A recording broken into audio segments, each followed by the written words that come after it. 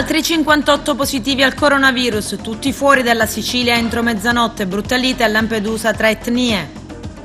Queste 2 settimane decisive per il rientro in classe, l'intervento dell'assessore Razza, l'odierna di Palma, firma protocollo d'intesa con una grossa azienda, opportunità per l'indirizzo dei tecnici informatici. Lettere intimidatorie al sindaco di Canicattì Ettore Di Ventura, ad Agrigento esplode la guerra dei faccioni della campagna elettorale. Incontro in prefettura con i sindacati per discutere dei contratti di lavoro del personale in servizio sulle ambulanze.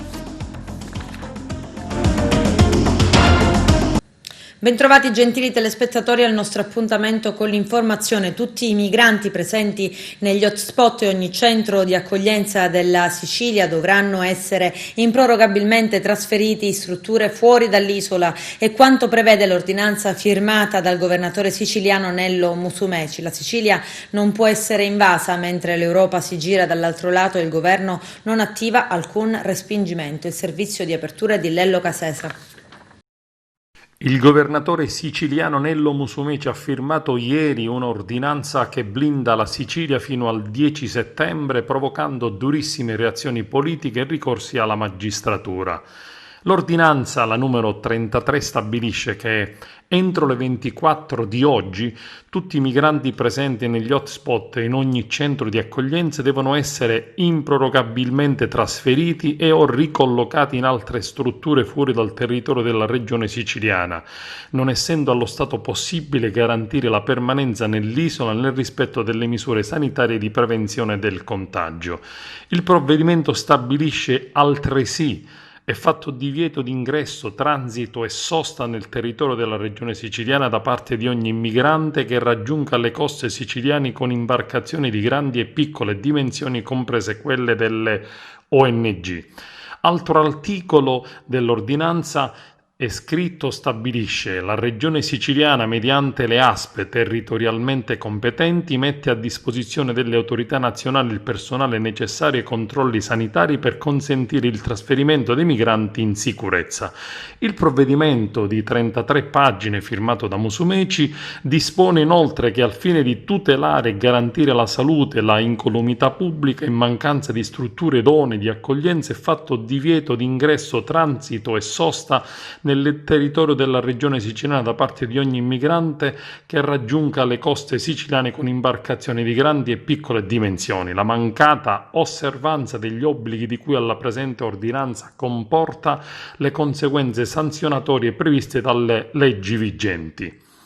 Fonti del Viminale fanno filtrare che l'ordinanza di Musumeci non ha alcun valore perché non ha competenze sui migranti. Con toni distensivi, infatti, il Ministero dell'Interno fa trapelare che si sta facendo di tutto per alleggerire la pressione sulla Sicilia.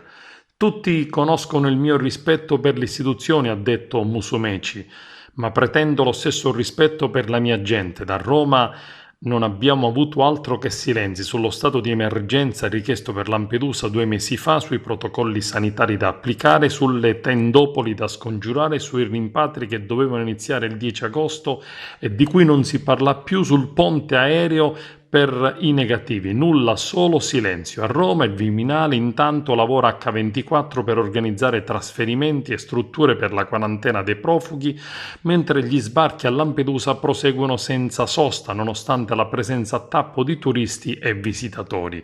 Ed il sindaco Totò Martello, a seguito della ordinanza, rivolge un accorato appello alle forze politiche: mettiamo da parte l'odio, le paure, le speculazioni di partito e iniziamo a far sì che Lampedusa da problema possa diventare luogo di confronto e di soluzione su un tema, quello dei flussi migratori, che non può essere cancellato ma deve essere davvero governato, conclude il sindaco Totò Martello.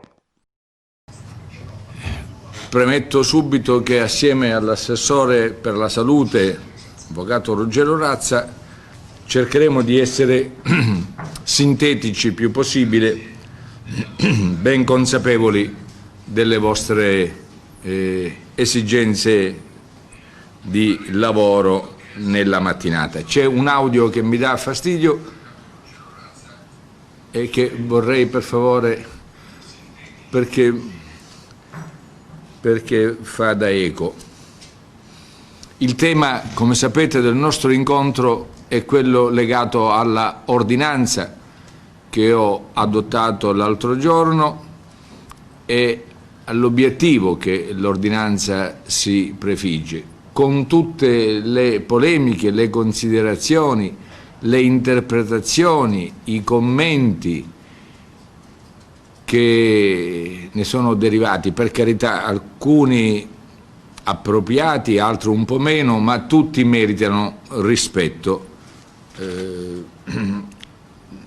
Ci sorprende il fatto che la stampa abbia dato particolare clamore ad una ordinanza che il Presidente della Regione ha adottato anche nella qualità di soggetto attuatore per l'emergenza Covid-19. Ci sorprende perché in tale veste questa non è la prima ordinanza che abbiamo adottato. Le due precedenti sono state varate sostanzialmente nell'ultimo mese, sono state notificate come sempre alle varie articolazioni dello Stato, comprese le prefetture, e i destinatari hanno assolutamente rispettato e dato applicazione alle misure di volta in volta previste dalla ordinanza. Forse è il caso di fare un breve riepilogo perché le date in questa vicenda assumono una funzione importante. Ma la prima cosa che ci piace dover chiarire è che da parte nostra non c'è alcuna volontà di scontro con lo Stato, anche perché lo Stato siamo noi. Siamo noi in Regione, lo Stato sono i comuni, lo Stato sono le province. Diciamo meglio che non c'è alcuna volontà di scontrarsi con il governo centrale. Ecco, abbiamo mantenuto una condotta improntata, come siamo abituati a fare, a grande rispetto, e però dal governo centrale ci attendiamo lo stesso rispetto. Atteggiamenti improntati ad arroganza, a sufficienza, a superficialità o peggio ancora ai silenzi che servono a far perdere tempo per neutralizzare gli effetti del problema, assolutamente noi rispondiamo con assoluta fermezza nell'adempimento dei doveri che ognuno di noi deve sapere assolvere. Ma non c'è alcun pregiudizio di carattere politico. Abbiamo soltanto rivendicato il diritto sacrosanto di tutelare la salute dei siciliani, di chi si trova in Sicilia, e in questo momento per fortuna sono alcuni milioni di cittadini che chiamiamo turisti, e di quelle persone che vengono reclutate, concentrate, ammassate negli hotspot e nei centri di accoglienza, meglio identificati come migranti. Una lite decisamente violenta tra libici e somali si è scatenata nel sovraffollato hotspot di Lampedusa. I due gruppi si sono affrontati con lanci di pietre. I dissapori sono sorti perché a quanto pare entrambe le fazioni rivendicavano che i loro rispettivi spazi non fossero violati da migranti di altre etnie. Inoltre i somali non gradivano che le loro donne fossero avvicinate dai libici. Non ci sono stati feriti, la polizia è intervenuta con tempestività riportando la calma. Altri 58 positivi all'hotspot di Lampedusa, lo annuncia il presidente della regione Nello Musumeci.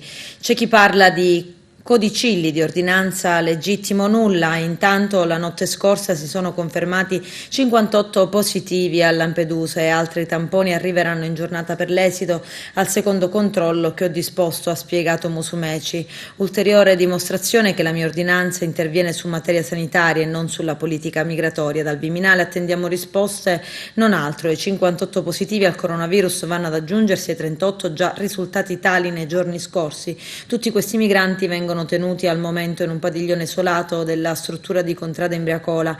Questi extracomunitari sono stati esaminati con tamponi rapidi in kit portatili che sono naturalmente affidabili ma non al 100%. La positività emersa con questi test deve adesso essere confermata da un secondo tampone che però verrà processato in laboratorio a Palermo.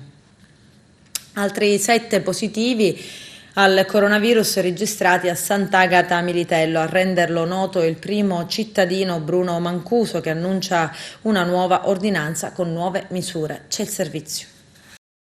7 ulteriori positività al Covid sono state rese note ieri a Sant'Agata Militello. Sale quindi il numero complessivo dei contagiati nella cittadina tirrenica, un numero che preoccupa l'amministrazione comunale e il sindaco Bruno Mancuso, che in queste ore firmerà un'ordinanza sindacale con nuove misure.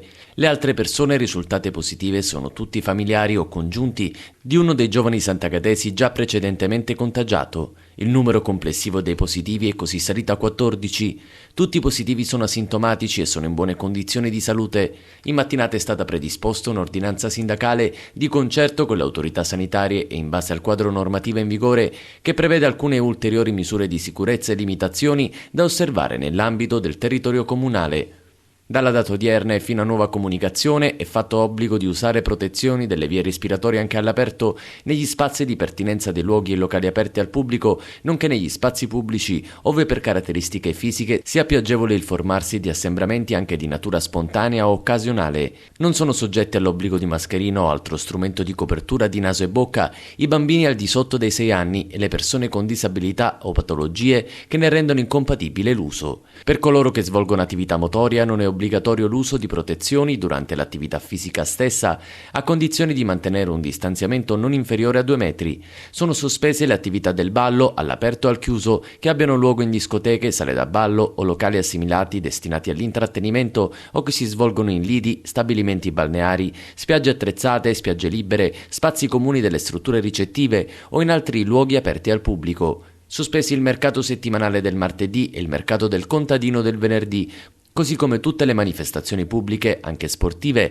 compresi convegni, incontri e seminari. Sono sospese tutte le attività di intrattenimento e spettacoli musicali dal vivo realizzati nei locali di somministrazione di alimenti e bevande e relative pertinenze e le attività presso i circoli ricreativi.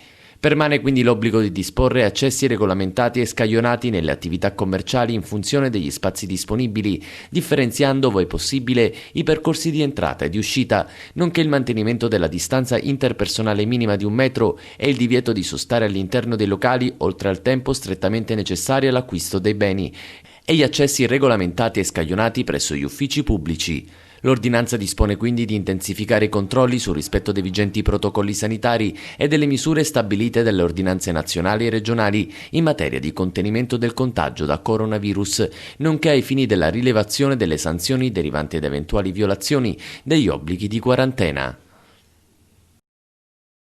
L'assessore regionale alla salute Ruggero Razza spiega che in Sicilia in questo momento, dopo quello dei migranti, il cluster più importante è quello che viene da Malta e sottolinea l'importanza del rispetto della quarantena. Significativo il numero dei positivi al Covid ma asintomatici. I prossimi 14 giorni saranno determinanti per la riapertura delle scuole. Vediamo. Le prossime 2 settimane saranno le più importanti per garantire la riapertura delle scuole. Chiediamo quindi un sacrificio in più ai nostri concittadini che, tutto sommato, potendo scegliere di trascorrere le vacanze in Sicilia, hanno preferito andare fuori. Queste le parole dell'assessore regionale alla salute Ruggero Razza. Dal Ministero, tramite una nota, è stato ribadito che la scuola riaprirà e le lezioni riprenderanno il 14 settembre grazie allo sforzo di tanti attori in campo. Il MIUR, ricordando che già dal 1° settembre gli istituti saranno impegnati nel recupero degli approfondimenti, sottolinea che in questi mesi è stato fatto un importante lavoro per la ripresa che ha coinvolto tutti i ministeri interessati, le regioni, gli enti locali, gli uffici scolastici regionali, le scuole con tutto il personale e i dirigenti scolastici, le parti sociali, le associazioni di studenti, i genitori. Il 26 giugno scorso sono state presentate al Paese le linee guida per il rientro che hanno consentito di avviare le operazioni per la ripresa. In vista di settembre sono stati stanziati 2,9 miliardi per consentire lavori di edilizia scolastica, affitto di nuovi spazi, acquisti di nuovi arredi, 2,4 milioni di banchi monoposto saranno distribuiti nelle scuole, un investimento mai fatto con questa portata dallo Stato. Incremento di docenti e ATA, formazione del personale, acquisto di strumenti tecnologici. È anche vero però che il dato epidemiologico resta il parametro principale che guiderà le decisioni. Prestigioso accordo tra l'Istituto Odierna di Palma di Montechiaro e l'azienda Setel per lo sviluppo di software per droni e robot. I dettagli nel servizio. Siglato un importantissimo protocollo d'intesa con il gruppo Setel, un'opportunità per gli studenti dell'Istituto Superiore Odierna di Palma di Montechiaro, diretto da Annalisa Todaro, che porterà gli alunni del tecnico informatico a specializzarsi anche nella produzione di software nel settore di droni, rover e robot industriali. Una data fondamentale oggi per la nostra scuola. L'azienda entra nella scuola. Al sud questo sempre è stato un punto di debolezza. Al nord le aziende hanno tutto l'interesse di intervenire anche con finanziamenti all'interno della scuola perché le scuole possano sviluppare le professionalità che poi servono al mondo dell'azienda.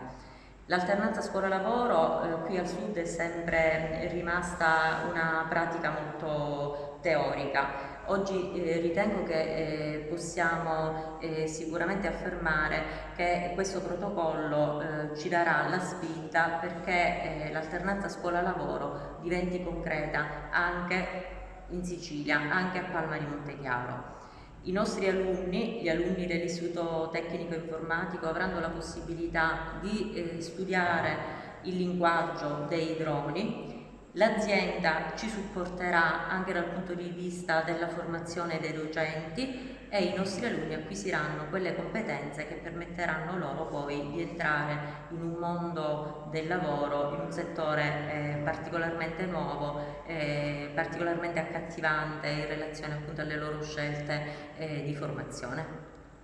La Setel opera nel settore dell'ingegneria del supporto logistico integrato. Nei suoi 45 anni di attività ha svolto le proprie attività su oltre 120 sistemi complessi, spaziando dai settori aeronautici a quelli spaziali navali, ferroviari, di Information and Communication Technology.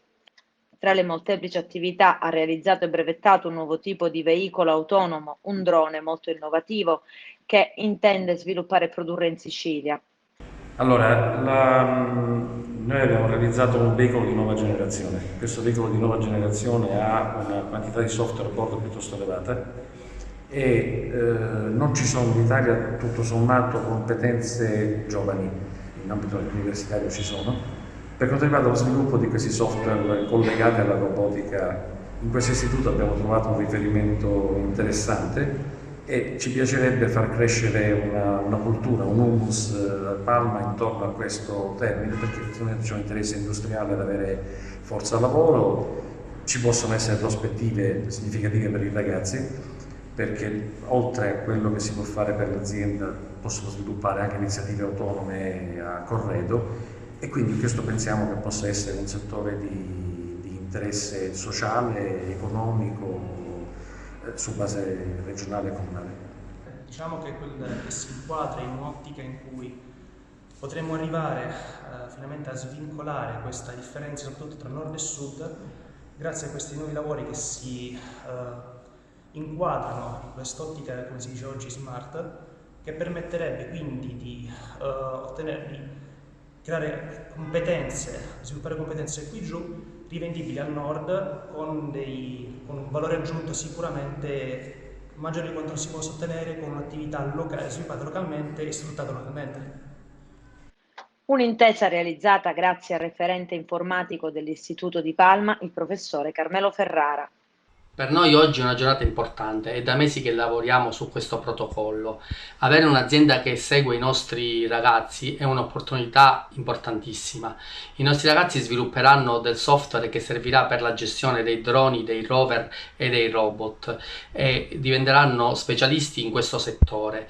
E poi alla fine del percorso saranno pronti già a lavorare in questo mondo. Potrebbero essere assunti dall'azienda che li ha seguiti già per tutti gli anni e quindi conosce già sia gli alunni e le loro potenzialità, oppure aziende che lavorano in questo settore che in questi anni è in totale espansione, o perché no aprirsi un'azienda propria e quindi diventare imprenditori di se stessi. Si è presentato agli agenti di polizia il giovane 24enne che era fuggito dopo aver tamponato e ucciso un ciclista sulla statale 113 nella zona di Termini Imerese. Il giovane è stato denunciato per omicidio stradale e omissione di soccorso. È stato sottoposto ai test alcolemici e tossicologici. Nell'incidente è morto il ciclista Pasquale Sorcio, di 56 anni, residente a Santa Flavia. Le ricerche dell'automobilista erano scattate subito dopo lo scontro. Sono state raccolte alcune testimonianze per risalire a lui. È stato un fine settimana di lavoro quello appena trascorso per gli investigatori impegnati a risolvere il caso di Viviana Parisi.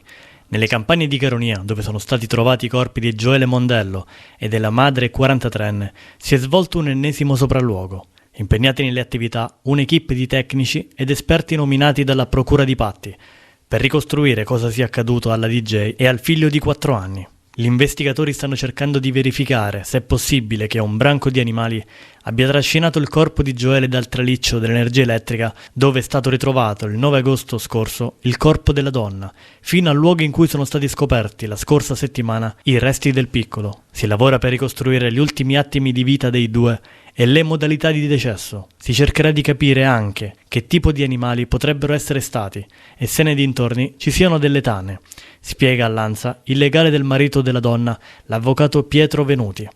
Noi pensiamo che Gioele e Viviana siano morti in 2 momenti e in 2 luoghi distinti. Magari la madre aveva perso Gioele ed è salita sul pilone per tentare di avvistarlo, cadendo poi accidentalmente.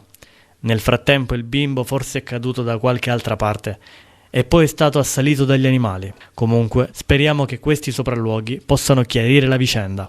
Domani intanto dovrebbe svolgersi l'autopsia sul corpicino del piccolo trovato nei boschi di Caronia, a poche centinaia di metri di distanza da quello di Viviana Parisi. Forse l'esame autoptico potrà chiarire alcuni aspetti di questa drammatica vicenda, ancora segnata da tanti misteri. Il caso di Viviana Parisi è quindi ancora non chiuso e gli inquirenti continuano a lavorare per rispondere alle tante domande rimaste ancora senza una risposta. Pregherà ogni giorno perché le persone a lei vicine vengano trattate allo stesso modo, quanto a lei andrà all'inferno e sarà dannato in eterno. I delitti contro gli innocenti sono quelli che Dio condanna. Si vergogni, si vergogni, si vergogni. E questo è il testo di una mail inoltrata all'indirizzo di posta certificata del sindaco di Canicattì Ettore Di Ventura, una missiva dai toni e dal contenuto minaccioso che hanno preoccupato e non poco il primo cittadino del grosso centro abitato Agrigentino. Ricevere mail del genere ti lasciano basiti e sgomenti, ha dichiarato Di Ventura. Poi il tuo pensiero va ai tuoi cari e vieni sopraffatto da rabbia e preoccupazione. In questi anni complicati e faticosi, dice, ho sempre dato il massimo, accettando come giusto che sia giudizi e critiche, ma poi i limiti vengono superati giorno dopo giorno da una campagna d'odio. La fede in Dio mi fa stare tranquillo, mentre la giustizia dello Stato saprà dare la giusta risposta, sapendo di non aver mai fatto del male a nessuno. Sempre più forte è il mio voler andare avanti, a prescindere dalla cattiveria di chi usa certe parole per ferirti o impaurirti, ha concluso il primo cittadino. La città è invasa da volantini pubblicitari, è iniziata la guerra dei faccioni, lo afferma l'attuale consigliere comunale Marcella Carlisi, candidata a sindaco per il Movimento 5 Stelle. Il servizio del nostro direttore Arturo Cantella.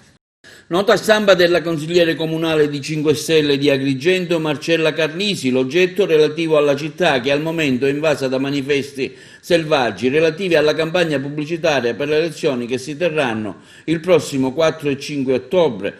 La consigliera comunale Carlisi, che è anche candidata a sindaco per il movimento di Grillo, afferma come la città è invasa da volantini pubblicitari, sembrano più del solito, ammassati sotto i portoni, poi si spostano a sporcare le nostre strade. Quale sarà il motivo? L'amministrazione è distratta dalla campagna elettorale, si chiede la Carlisi, manifesti distratti dalla pubblicità standard di prodotti e supermercati per essere utilizzati in una guerra di faccioni. Distrazioni anche sull'uso delle vele. Il regolamento cittadino prescrive che non ci si possa essere la sosta, ma il mezzo deve essere in continuo movimento. Invitiamo pertanto, afferma la Carlisi, i cittadini a segnalare gli abusi alla polizia comunale. Tra pochi giorni la guerra e l'enorme spesa in faccioni, che ha sicuramente risollevato almeno il settore coinvolto dalla crisi Covid, finirà e comincerà la guerra dei volantini, la copertura continua e selvaggia delle facce sugli stalli comunali. Si invita pertanto, conclude la consigliera comunale di 5 Stelle Marcella Carlisi,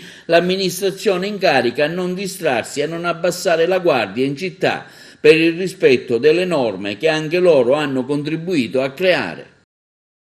I vigili del fuoco del comando provinciale di Agrigento ancora al lavoro in via Unità d'Italia. Ad Agrigento praticamente per l'intera notte i pompieri si sono occupati di circoscrivere e spegnere le fiamme che nella tarda serata di ieri erano tornate a incendiare le montagne di materiale rimaste nel piazzale dopo lo spaventoso rogo che ha devastato, era la notte del 15 giugno scorso, i magazzini del palazzo, che venne evacuato e che è ancora sotto sequestro. Le indagini sul primo incendio, quello di metà giugno scorso, si stanno ancora occupando i carabinieri. Ieri sera questo ennesimo falò, che stando a quanto emerso già nelle ore notturne, ha avuto origine da un incendio appiccato alle vicine sterpaglie.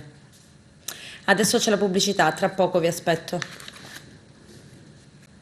Incontro in prefettura ad Agrigento con i sindacati per discutere della vertenza dei contratti di lavoro del personale addetto alle ambulanze. Il nostro direttore Arturo Cantella era lì.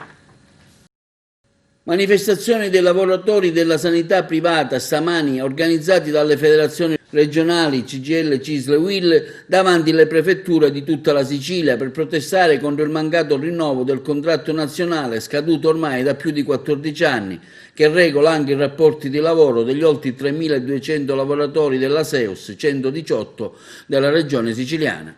Niente, dopo 14 anni che aspettiamo il rinnovo contrattuale, c'è stata la preintesa a giugno che poi i vari AIOP e IRS non hanno confermato la preintesa e hanno annullato tutti, non sono presentate al tavolo delle trattative.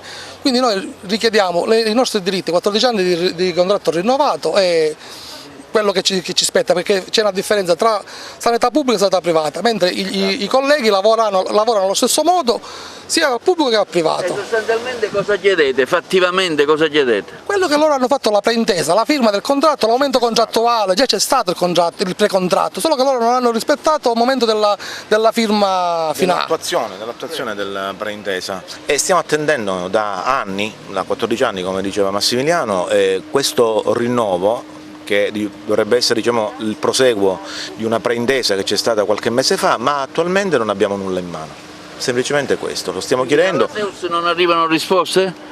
Da SEUS non arrivano risposte perché fondamentalmente il contratto con cui noi facciamo riferimento è un contratto di sanità privata e quindi attendiamo l'attuazione di questo contratto, di cui è stato già rinnovato AIOP e con cui dovremmo in qualche modo migliorare la nostra situazione non solo quindi economica ma anche da un punto di vista professionale. Ricordiamo il vostro lavoro, magari al di fuori di una sigla che molti non conoscono, cosa fate voi fattivamente? Autista soccorritore al 118 di Agrigento, ma in tutta la Sicilia il 118 svolge emergenza urgenza sul territorio, quindi dico non c'è differenza tra un operatore sanitario del pubblico o del privato, tutti gli stessi abbiamo gli stessi rischi e le stesse cose che giornalmente diciamo, ci hanno preso per eroi del Covid e poi l'hanno dimenticato dopo il cessato emergenza Covid, esatto. Quindi siamo qua nell'attesa che ci venga riconosciuto il nostro diritto, che non chiediamo nient'altro. Praticamente noi ci rivolgiamo ai rappresentanti delle associazioni AIOP e ARIS, in quanto loro, nonostante 3 anni di duro e complicato lavoro e di trattative, all'ultimo, quando proprio era arrivato il momento di apporre la semplice firma e oltre alle nostre rivendicazioni economiche noi rivendichiamo soprattutto le condizioni di lavoro, perché ad esempio se un dipendente della sanità pubblica abbia necessità di allontanarsi dal lavoro in quanto dovrebbe assistere un familiare caro per un lungo periodo di tempo, questo è un piccolo esempio che faccio, gli si viene riconosciuta la mensilità. Certo, molte indennità no, però di base l'indennità viene riconosciuta. Noi, nonostante facciamo lo stesso lavoro di chi ha un contratto di sanità pubblica, siamo in prima linea, come poco fa ha spiegato il mio collega, non abbiamo riconosciuti tanti diritti, quindi la nostra protesta non è solo e esclusivamente riconducibile a un discorso economico, ma di diritti, di dignità, che dopo duri anni e duro lavoro siamo stati boicottati e presi in giro da gente che invece attualmente percepisce soldi pubblici, perché la sanità privata è pagata con soldi pubblici, con versamenti pubblici che le regioni mensilmente versano nelle loro casse e che dovrebbero fare un lavoro di tipo imprenditoriale e di fatto si appoggiano invece su fondi pubblici. Quindi di fatto ritengo che non sia giusto che i lavoratori della nostra categoria della sanità privata, oltre a quelli del 118, ci sono anche altre figure professionali, infermieri, portantini, medici, debbano essere equiparati e debbano essere tutelati e il loro lavoro deve essere riconosciuto alla pari di chi fa un lavoro e di chi ha un contratto di sanità pubblica. Chieda che venga dichiarato illegittimo e inefficace il provvedimento del 16 aprile dell'anno scorso dell'allora commissario straordinario Giorgio Giulio Santonocito, con il quale gli è stato revocato l'incarico di direttore sanitario aziendale. Chiede anche il ripristino del rapporto di lavoro di direttore sanitario dell'ASP con effetto retroattivo a partire dall'illegittima rimozione, nonché il risarcimento del danno già partito nella misura di tutte le retribuzioni che avrebbe percepito qualora avesse continuato ad espletare l'incarico in subordine, dove il ripristino dell'incarico e del rapporto di lavoro non risulti di fatto possibile. Chiede la condanna dell'ASP di Agrigento al pagamento del risarcimento danni per circa 500.000 euro.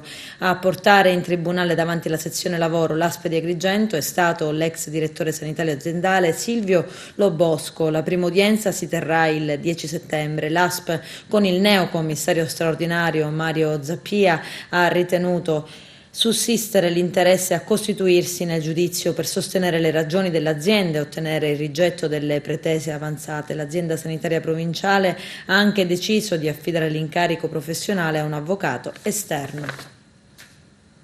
Polemiche per Michelle Hunziker a causa di una foto pubblicata sul proprio profilo Instagram che la ritrae insieme alla figlia Aurora Ramazzotti sulla Scala dei Turchi, la particolare suggestiva scogliera di Marna Bianca che si trova lungo la costa di Realmonte in provincia di Agrigento in Sicilia. Nella didascalia della foto Michelle Hunziker ha spiegato di aver scattato la foto fuori dalla zona protetta. L'intera area della scogliera però da febbraio scorso è sotto sequestro su decisione della Procura di Agrigento per motivi di sicurezza legati al rischio di frane e quindi tutti gli accessi sono vietati al pubblico. Per questo motivo la Capitaneria di Porto ha avviato degli accertamenti. Michelle Hunziker ha pubblicato un post di scuse, ma allo stesso tempo si è difesa dichiarando di non aver notato cartelli visibili ad indicare il divieto. Al Teatro Antico di Segesta la serenata di Mario Incudine in compagnia di Salvo La Rosa. C'è il servizio.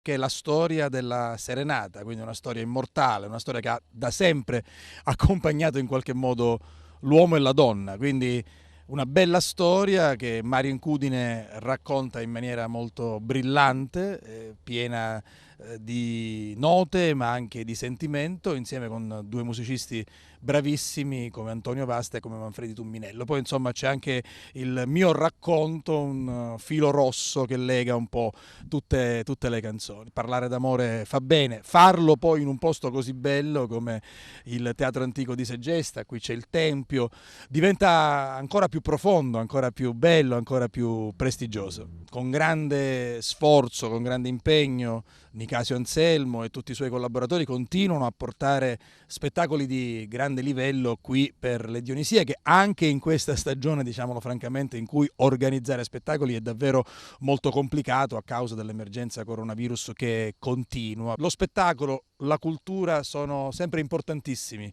e quindi puntare sulla cultura, puntare sull'arte, puntare sullo spettacolo non è mai un azzardo, diventa sempre importante e porta i suoi frutti, quindi complimenti anche a Segesta per questa ennesima stagione 2020. Grazie al direttore artistico Nicasio Anselmo per aver voluto questo spettacolo che appunto racconta un'antica tradizione, che è la tradizione della serenata, che non solo è una tradizione popolare ma è anche una tradizione colta, perché se pensiamo al Don Giovanni di Mozart, al Barbiere di Siviglia di Rossini, se pensiamo alla Mattinata di Leoncavallo, alla Cavalleria Rusticana, tutte queste opere hanno all'interno una serenata. La serenata copre tutta l'Italia, dalla Sicilia fino alla Toscana, fino al Basso Lazio, a Napoli, al Gargano, alla Puglia, al Salento, e quindi è una tradizione che comunque mette insieme tutti, mette insieme la cultura popolare, la cultura colta, mette insieme il sud, il nord, il centro, e noi lo facciamo così, raccontando anche aneddoti che sono successi a me. Io sono un musicante di serenate da quando ero bambino, per cui ho assorbito tutto questo repertorio dalla viva voce dei protagonisti, dai cantori che mi hanno trasferito questo sapere. Suonavo il mandolino nelle sale da Barba ad Enna, per cui ho preso anche questo processo di folclorizzazione, quando le sale da Barba la domenica si trasformavano in teatri, quando i barbieri, che erano i più ricchi, potevano andare a teatro a sentire l'opera e poi la trasferivano con il mandolino e la chitarra agli avventori che riempivano la domenica quella sala da Barba che si faceva sala da concerto. Io tutte queste cose le ho vissute e nello spettacolo con Salvo La Rosa le raccontiamo aneddoti di serenate anche particolari. Una volta dalla finestra non si affacciò nessuno e la sposa arrivò con un altro la sera prima del matrimonio nella macchina, e quello che è successo ve lo lascio immaginare. Tutto questo è questo meraviglioso mondo della poesia, ed è uno spettacolo a cui io tengo molto per una ragione in più, perché in un momento in cui i social ci hanno completamente fagocitato, in cui la tecnologia ci ha allontanati, io credo che la serenata sia veramente il modo per andare a recuperare la forza della poesia cantata, e come amo sempre dire io, meno social e più serenate. Con questo è tutto, termina qui l'edizione del telegiornale. Grazie per la gentile attenzione e per essere stati con noi. A presto.